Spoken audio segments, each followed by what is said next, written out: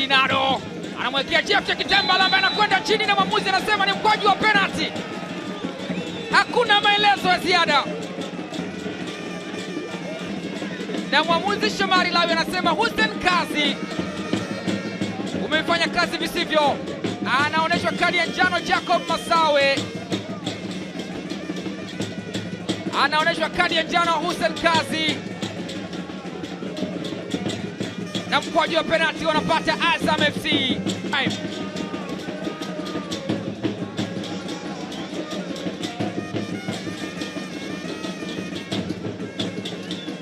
Alishindwa kazi Hussein Kazi.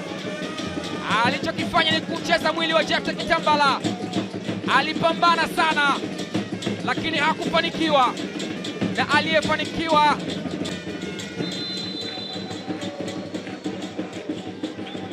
Faisal Salum. Goli la 10 katika msimu wa ligi kuu ya NBC kwa Faisal Salum Abdallah Feitoto. Anaendelea kusalia kwa mchezaji aliyechangia magoli mengi zaidi katika ligi kuu, akiweka kambani 8 akitengeneza. Hussein Kazi ni kama aliyewasha moto hali ya kuwa Namungo hawakuwa wamejiandaa na moshi utakaotoka, na Faisal Salum Abdallah akamtesa kama sikumtabisha mlinda mlango Suleiman Said. Azam FC wanachukua usukani. Azam FC wanachukua uongozi wakiwa nyumbani.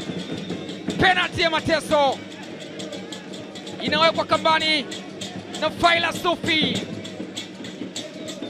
Finest Faisal Salum kwa Cyprian Kipenya ambaye anaulazimisha mpira ndani huko.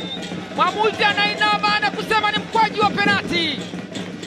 Upande ule ule ambao alichezewa Jephte Kitambala kwa Hussein Kazi. Alizuia njia. Tafsiri ya mwamuzi ni kwamba mlinzi Elias Lawi alikwenda kukaa isivyo halali katika njia ya Fabrice Ngoi. Ameshapiga hatua zake. Fabrice Ngoi wa Ngoi anacheza Zuberi Foba. Maji yametuama kama yalivyokuwa kabla ya gharika.